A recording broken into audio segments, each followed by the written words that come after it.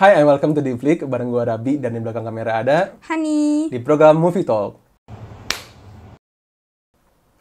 Movie Talk adalah sebuah program di mana kita akan mendiskusikan dan membahas satu film yang sudah kita tonton. Masih ini nih Han ya, masih di episode kemerdekaan ini kita kembali nonton film Indonesia yang berhubungan dengan kemerdekaan.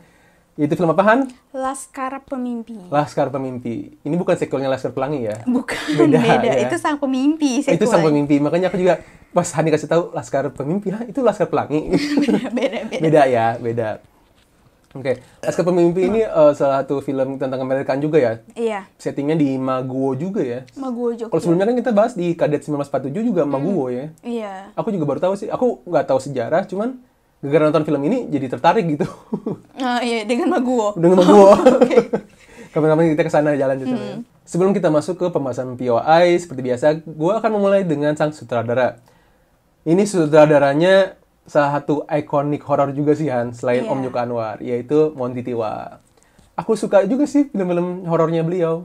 Iya. Bahkan beberapa kayak Poco 2, Poco 3, terus Keramat 1 dan 2. Iya, Aku nonton bareng kamu kan. Keramat 1 sih yang bagus banget sih. Iya. Terus Poco Origin, terus sisanya drama-drama sih Han. Kalau Hani? Iya, aku suka Keramat 1-2, film-filmnya dia. Terus aku juga suka Critical 11. Oh, Critical 11 sama yang Reza Rahadian. Reza Rahadian, iya sebenarnya. Terus Get Married juga kalau nggak salah dia Yang deh. Get Married 3. 3. Sama yang series kalau nggak salah kan? Oh, Aku lupa, ya. Iya, aku nggak tahu. Pokoknya Get Married 3, Iya. Get Married 4 sih yang aku tahu. Jadi bisa bilang ya track record beliau juga udah cukup banyak sih, terutama yang aku suka dari beliau sih film-film horornya sih. Iya, emang dia ya bener sih kayak dia dan Joko Anwar Dia sih dan ya. Joko Anwar sih gitu. Tidak pernah mengecewakan lah kalau untuk film horor buat aku ya. Itu sedikit info tentang Pak Monty Tiwa. Selanjutnya para pemain. Ada Gading Martin. Kayaknya aku nggak perlu bahas lagi ya. Ini mah Gading Martin mah udah banyak yang tahu sih. Iya. Dia sebagai host, sebagai aktor, FTV banyak banget film-film dia. Terus Dwi Sasono, si Mas Adi. Si Dwi Sasono. Ada Mas Ayu Anastasia. Shanti kembali lagi main di film ini ya. Kan pas itu kita pernah bahas di film Kala. Lalu ini sih yang paling aku tertarik adalah grup Project Pop. Semuanya masih main ya, masih ada. Semuanya main. Masih lengkap di sini ya. Masih lengkap. Terus ada Teku Rifku Ikana. Lalu ada memorable mention, yaitu ada sang vokalis Serious Band. Oh iya, itu Candil kan? Candil ya. Dengan bahasa Sundana lucu pisan. Iya. Kocak sih di sini ya tuh. Sama terakhir aku kaget ada Marcel ya di sini. Iya, ada Marcel. Ya, dengan wibawanya dia gitu lah. Cuman emang Marcel cocoknya emang yang pendiam, yang tegas gitu ya. Iya. Emang ini sih keren sih Marcel di situ. Oke, itu dia para pemain. Mungkin nggak akan aku banyak bahas ya, karena ya emang udah pada terkenal juga sih semua. Selanjutnya ke genre. Genre ini musical comedy. Yang ya? Iya, jatuhnya Musical comedy, yes. Lalu sebelum kita masuk ke pembahasan BOI, kita masuk ke hipnosis. Hipnosis akan dibacakan oleh Hani. Silakan Hani. Oke, untuk dari sinopsis dari Laskar Pemimpi itu menceritakan rakyat-rakyat biasa yang terkena dampak dari penyerangan agresi militer Belanda pada tahun 1948. Jadi kan tadinya pas agresi militer Belanda satu tuh ngabisin Jakarta, yang di bis kedua itu kan poinnya tuh Belanda tuh lebih ke Jogja. Oh, oke. Karena kalau nggak salah ya ibu kotanya dipindahin kan. Oh iya. Batavia ke Jogja gitu. Terus banyak yang akhirnya dari agresi militer itu banyak yang kehilangan rumah, keluarga, diculikin, dan akhirnya memicu Sri Dimas Ahok Tumino dan Toar, seorang rakyat biasa yang ingin menjadi prajurit untuk melawan Belanda bersama Kapten Hadi dan Kopral Jono. Di sini si rakyat-rakyat biasa itu Sri Dimas Ahok Tumino dan Toar tuh diperanin sama teman-teman Project Pop. Nah, terus kalau misalkan di Kapten Hadi sama si Gading Martin, Kopral Jono-nya sama Dwi Sasono gitu. Oke. Baik, itu dia hipnosisnya. By the way, ini bakal spoiler alert. Jadi kalau yang mau nonton, silakan skip aja bagian ini. Aku lupa tadi. Iya, makanya tadi aku juga mikir, kok kita ngomong. Oke, yang pertama. Aku bukan orang yang suka sama musikal. Oke. Bahkan aku kurang suka Les Miserables. Berarti kalian nggak nonton? Nggak nonton pastinya. Okay. Terus The Greatest Showman, aku tidur.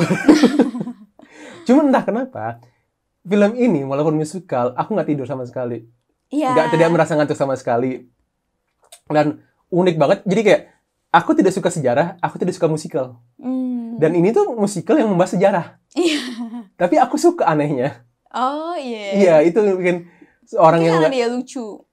mungkin karena emang bagus aja sih kan. Oh, Entah kenapa ya, karena mungkin karena yang membawanya ini project pop gitu. Karena buat aku project pop itu apa ya, di film ini ya, Iya. mereka itu bukan vokal group, tapi mereka itu entertainment gitu. Oh. Buat aku pribadi ya, karena oke, suara mereka bagus, unik segala macam, cuman mereka itu lebih ke entertainment gitu. Jadi ketika mereka di film ini, mereka tuh nggak kayak acting, mereka tuh kayak lagi manggung. Buat aku tuh. Iya, kayak emang realnya mereka aja Realnya kayak gini. gitu, iya. Jadi aku tidak merasakan mereka lagi acting gitu. Iya. Terutama pas mereka lagi nyanyi ya, aku merasakan kayak ya udah mereka manggung emang kayak gitu nggak sih Iya, gitu. iya. Itu yang bikin aku nggak bosen jadinya. Jadi kadang-kadang kalau misalkan seorang penyanyi terus kayak acting, suka ada barrier yang cukup tebal gitu Iya. kan, antara mereka harus yang fokus ke nyanyi sama ke actingnya gitu. Cuman project pop itu bisa break the wall gitu loh, break the Iya. barrier-nya itu gitu. Jadi itu yang bikin aku nggak bosen di musikalnya sih. Iya. Apakah ini salah satu triknya Monty Tiwa juga ya? Kan di Kramat kayak ngebuat aktornya tuh senatural mungkin Oh iya, tanpa Kramat. skrip. Mungkin Monty Tiwa nge-shoot sisi itunya project pop kali ya, maksudnya sisi Bisa jadi sih. entertainernya. Makanya aku sama sekali bukan untuk orang yang tidak suka sejarah dan musikal, ini cukup apa ya, memorable sih buat aku. Wah. Iya. Jadi bagus. Iya, ini juga salah satu film yang aku suka sih. Karena ya dua aspek ini sih kan. Dan Project Bot emang luar biasa. Terus film ini komedi tapi nggak maksa. Ini komedi zaman dulu. Komedi zaman dulu. Masih apa, kerasa banget sih komedi zaman dulu. Guyon-guyonnya. Cuman tidak lebay. Buat aku tidak lebay sama sekali. Iya, bener-bener sih. Ini kan paling udah 13 tahun loh, 2010. Iya, 13 tahun ya. Itu berarti pas aku SMA bahkan. Iya. Kalau aku sukanya, ini kan film perjuangan, tapi bukan yang terlalu drama yang gimana banget, gitu yang sedih, tapi tuh kayak dibalut dengan komedi, jadi ringan lah ditontonnya tuh. Tapi tetap kerasa unsur-unsur perjuangan kemerdekaannya sih. Terus musikalnya tuh lagu-lagunya khas Project Pop banget. Iya, Project Pop banget itu. Kebetulan aku juga penggemar lagu-lagunya Project Pop. Mereka tuh kalau aku lihat tuh bukan cuma lucu-lucuan doang lagunya, tapi meaningnya tuh dalam loh. Iya. Lagu-lagunya mereka tuh meaningnya dalam. Mereka selalu act out tapi meaningful. Iya, gitu. Jadi nggak cuma lucu-lucuan puguh lah gitu. Itu sih. Terus selanjutnya dari aku suka dia setting tempat place-nya sih kan. Dia aku nggak tahu, kayaknya itu bukan properti yang mereka bikin, tapi mereka emang nyari khusus bangunan kayak gitu nggak sih kelihatannya? Oh, kayaknya iya deh. Kayaknya yang kayak rumahnya Ujo Project. Iya. Itu kayaknya emang kayak gitu. Iya, bukan kayak keraton-keraton gitu loh. Iya. Terus di pedesaan-pedesaannya itu yang kayaknya emang mereka nyari tempat yang emang kayak gitu. Kayak gitu. Jadi properti apa ya? Tidak banyak properti buatan dari segi tempat ya. Iya. Kayaknya. Kayak real aja gitu. Iya, kayak natural. Mereka ada di zaman itu. Iya, gitu. natural gitu. Terus ya apa kayak aku suka ya yang jarang orang bahas tuh kalau background suara-suara burung-burung pada zaman dulu. Iya, aku nggak terlalu notice sih di situ. Kayak ada suara burung-burung, mereka kan pas berserian tuh apa ya? Setahu aku tuh pas aku ke desanya Mama, pasti kan tiap rumah tuh ada aja yang melihara burung.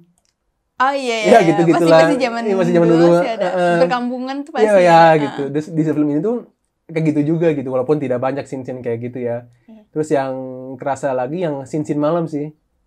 Kadang scene-scene malam itu yang memorable adalah yang suara-suara jangkrik, suara-suara apa aku lupa, serangga apalah gitu, yang krik-krik gitu. Itu hal-hal minor tapi menambah atmosfer gitu. Iya. Kayak yang Susana kita bahas ya. Iya, Susana kita bahas. Menambah atmosfer, wah, suasana zaman dulunya nih, gitu. Suasana jauh dari kota. Jauh dari kotanya, suasana hutan, gitu, pesawahan, segala macam. Iya, bener-bener sih. Terus yang bebek sih, banyak bebek. Iya, bebek jadi highlight banget. Iya, bebek jadi bebek. Tapi kan emang zaman dulu orang kayak gitu nggak sih di persawahan? Aku kurang tahu sih. Emang Iya. gitu ya? Nggak tahu, mungkin banyak orang yang melihara bebek. Oh iya ya. Heeh. Masih yang masih peternakannya bebeknya tuh benar-benar dibebasin gitu kan. Iya. Bukan yang kayak sekarang kan kayaknya dikandang-kandangin gitu kan. Kalau sekarang benar-benar dibebasin gitu. Dibebasin gitu. Zaman dulu. Terus sama ini tahu kayak apa ya? Manner-manner zaman dulu yang adegannya Ujo sama Santi. Nah kan ceritanya Santi ini kayak pembantunya Ujo kan. Ujo ini kan kayak Raden lah gitu, keluarga bangsawan. Itu kan kayak dari cara jalannya Santi ya, jadi mereka tuh harus lebih rendah. Itu tuh nunjukin zaman dulu kan kayak gitu kan. Kalau orang istilahnya sama yang namanya bangsawan tuh, kayak bangsawan tuh diulu-ulukan sampai di apa ya, kayak dirajain deh, kita tuh jalannya harus nunduk gitu di apa, kalau ketemu sama bangsawan kayak gitu-gitunya juga. Aku namanya strata kelas ya? Iya, strata kelasnya. Gitu ya. Oh iya. Strata kelasnya tuh kelihatan banget. Kelihatan banget ya. Iya, bagaimana apa orang yang zaman dulu kalau bangsawan lebih dielukan gitu. Sedangkan orang di bawah tuh ya ngomong jangan nunduk gitu kan. Jangan nunduk gitu-gitunya. Terus nggak bisa ngomong balas keras gitu kan. Iya, nggak boleh. Nggak boleh. Gitu-gitunya. Terus acting yang paling aku suka ya selain Project Pop itu sendiri ya, yang buat aku mereka nggak acting, mereka emang kayak gitu. Ya itu Dwi Sasono sih. Iya, itu dia lucu banget. Sumpah. Bodornya dapet. Iya. Guyon-guyonnya emang sampai sekarang sih dia masih kayak gitu kan masalah. Iya, real gitu loh. Nggak tahu ya, kayak ada sifatnya Dwi Sasono yang aku ngerasa dia tuh kalau di setiap main film tuh ini Dwi Sasono banget. Tapi bukan karakter satu orang, maksudnya gini, bukan kayak dia Mas Adi banget, enggak. Tapi ini nih Dwi Sasono tuh emang kayak gini gitu. Iya. Emang udah melekat gitu Dwi Sasononya gitu. Bener. Nah, berhubung ini musikal kan pasti banyak berhubungan dengan musik kan, Han? Iya. Walaupun kalau kata aku ada ada satu scene yang buat aku yang paling aneh itu yang musikal pas di penjara sih. Itu kayak kan lu lagi di penjara nih, kan dikepung sama Belanda. Terus kenapa lu bisa nyanyi bukannya mikir gimana? Terus tiba-tiba musiknya tuh muncul. Iya. Dan mereka semua dan mereka semua musik dari mana? Tapi itu project pop loh kayak gitu. Oh iya. Ya cuma yang bilang serem ya. Tapi emang bener serem. Iya, serem sih. Mereka tiba di penjara tiba ada yang nyanyi kan. Iya. Itu buat aku rada absurd aja. Iya. Oke lah kalau yang nyanyi yang lain oke lah pas gitu ya momennya, cuman buat aku yang momen pas di penjara itu kayak absurd juga gitu. Iya sih absurd. Masuk banget. Tiba-tiba nyanyi, terus tiba-tiba ada musik. Maksudnya di depan mereka tuh ada dikepung sama Belanda kan. Iya. Terus masih sempat-sempatnya ngomongin bucin. Iya. Itu kayak absurd. Tapi emang film itu agak nggak logis. Ya, emang dari awal nggak logis sih sebenarnya. Iya, terus Belandanya ikutan nangis. Iya itu. Apaan sih? Ya gitulah. Ya begitulah. Tapi itu khasnya Project Pop aku lihat. Project Pop biasanya gitu kan, gitu apa ya, dari video klipnya tiba-tiba nyanyi gitu kan. Oh iya sih.